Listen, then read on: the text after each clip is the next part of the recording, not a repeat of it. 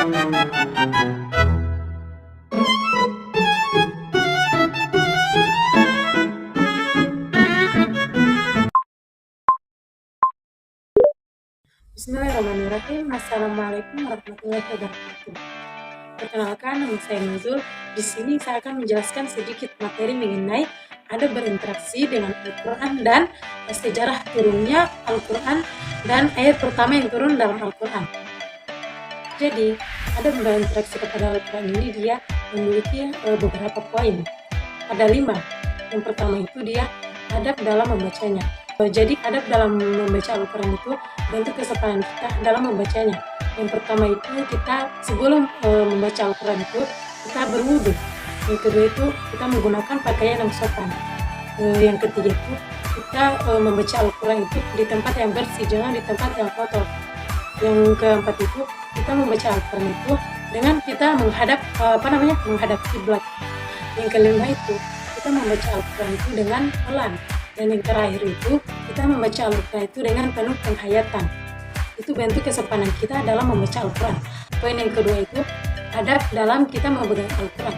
Jadi dalam memegang Al-Quran itu juga memiliki adab.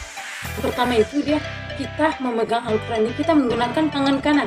Tidak boleh kita memegang Al-Quran itu menggunakan tangan kiri karena itu bentuk keadaban kita dalam memegang Al-Quran itu. Yang kedua, kita berwudu seperti penjelasan yang pertama tadi. Yang kedua, kita berwudu dalam memegang Al-Quran. Sebelum kita memegang Al-Quran, kita berwudu dulu.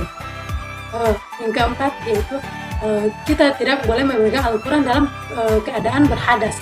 Dan yang terakhir itu dia tidak memegang Al-Quran dalam keadaan berhadas atau kita memegang Al-Quran itu dengan cara yang tidak sopan. Itu tidak boleh ya. Karena dengan poin-poin tadi itu bentuk keadaban kita dalam memegang Al-Quran.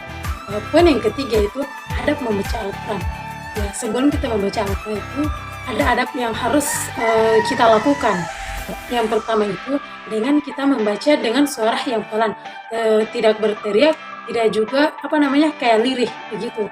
Bukan begitu, tapi kita menggunakan dengan nada yang pelan, suara yang pelan. Yang kedua itu kita membaca Al-Quran dengan kita memperhatikan dengan teliti. Itu yang kedua. Yang ketiga itu membaca dengan tartil. Kita membaca dengan tartil itu dengan tidak terburu-buru. Yang keempat itu dia kita membaca Al-Quran dengan kita memperhatikan tajwid karena itu penting. Dan yang terakhir itu kita membaca menggunakan irama Arab, tapi tidak dengan kayak irama-irama musik gitu, bukan begitu ya. Poin yang keempat itu adab kita dalam menaruh atau menyimpan Al-Quran. Jadi ada adab dalam kita menaruh atau menyimpan Al-Quran. Yang pertama itu kita menyimpan Al-Quran di tempat yang bersih. Yang kedua itu tidak menyimpan Al-Quran di lantai. Kebanyakan orang itu menyimpan Al-Quran di lantai karena kebanyakan mereka tidak mengetahui bagaimana adab dalam menyimpan Al-Quran itu dengan baik dan benar. Dan yang ketiga itu jangan kita menyimpan Al-Quran itu sejajar dengan kaki kita, itu tidak boleh. Dan yang keempat, kita tidak boleh menaruh benda-benda lain itu di atas Al-Quran. Kebanyakan orang menyimpan seperti pulpen, buku, itu tidak boleh ya. Poin yang terakhir itu dia adab dalam mendengar Al-Quran. Jadi adab dalam mendengarkan Al-Quran itu yang pertama itu kita tidak mendengar ayat suci Al-Quran itu sambil melakukan sebuah kegiatan, karena itu bisa membuat kita tidak fokus dalam mendengarkan ayat suci tersebut. Yang kedua itu tidak mendengarkan Al-Quran sambil mendengarkan hal lain. Kebanyakan orang-orang menyetel Al-Quran tapi tidak mendengarkan, mereka lebih fokus kepada hal-hal lain begitu. Yang terakhir itu tidak mendengarkan Al-Quran dengan penuh penghayatan. Baik, materi selanjutnya itu tentang sejarah turun Al-Quran dan ayat yang pertama turun dari Al-Quran. Yang pertama itu proses turun Al-Quran. Secara singkat, para ulama menyatakan ada 3 tahap proses turunnya Al-Quran itu sampai kepada Nabi Muhammad SAW. Yang pertama itu Al-Quran adalah firman Allah yang bersifat qadim, yang Allah turunkan ke satu tempat yang bernama Lauhil Mahfuz. Yang kedua itu Al-Quran diturunkan ke Baitul Izzah di langit dunia. Allah Subhanahu wa Ta'ala berfirman, Inna anzalnahu fi lailatul qadar. Ulama menyebutkan bahwa diturunkannya Al-Quran ke Lauhul Mahfuz dan ke Baitul Izzah di langit dunia itu diturunkan secara sekaligus, sebagaimana hadis yang disampaikan oleh Ibnu Abbas.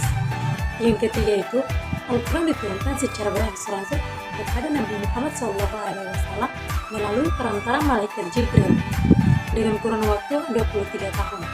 Poin yang kedua itu berapa lama Al-Quran diturunkan.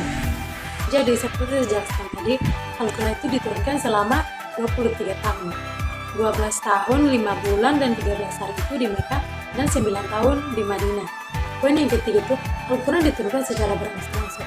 Jadi Al-Quran diturunkan secara berangsur-angsur. Hal ini disepakati semua para ulama. Dalil yang mendasari pendapat ini adalah firman Allah yang dimana terdapat dalam surah Al-Isra, yang artinya, dan Al-Quran diturunkan secara berangsur-angsur agar supaya engkau mudah membacanya. Lalu penjelasan ini, para ulama menyebutkan kitab suci diturunkan secara sekaligus kepada nabinya. Hal ini menjadi salah satu pembeda antara Al-Quran dan kitab suci lainnya. Yang keempat itu hikmah dari diturunkannya Al-Quran secara berangsur-angsur.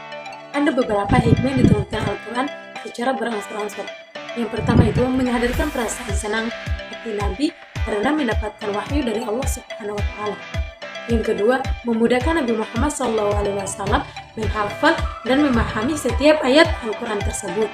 Yang ketiga, berulangnya mukjizat turun kepada Nabi yang karenanya berimanlah kamu kaum kafir.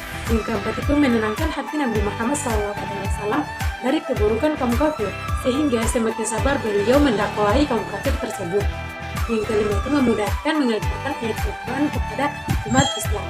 Yang terakhir menunjukkan bahwa Al-Quran adalah firman Allah SWT dan Nabi Muhammad SAW adalah utusan Allah yang diberikan wahyu secara berulang-ulang. Poin yang terakhir itu adalah ayat yang pertama turun dari Al-Quran. Ada dua pendapat yang menyatakan tentang pertamanya turunnya Al-Quran itu. Pendapat yang pertama menyatakan bahwa ayat yang pertama turun adalah surah Al-Alaq ayat 1 sampai ayat 5. Sedangkan pendapat yang kedua menyatakan bahwa ayat yang pertama turun adalah surah Al-Mudaththir. Dari dua pendapat tadi, pendapat yang dipilih adalah pendapat yang pertama. Kenapa? Karena ayat yang pertama turun itu adalah surah Al-Alaq ayat 1 sampai ayat 5. Sedangkan pendapat yang menyatakan surah Al-Mudaththir yang pertama turun dipahami sebagai surah yang pertama turun secara lengkap, bukan ayat yang pertama turun pertama kali dalam Al-Quran. Sekian sedikit penjelasan dari saya. Saya akhiri dengan ucapan wabillahi taufiq wal hidayah. Wassalamualaikum warahmatullahi wabarakatuh.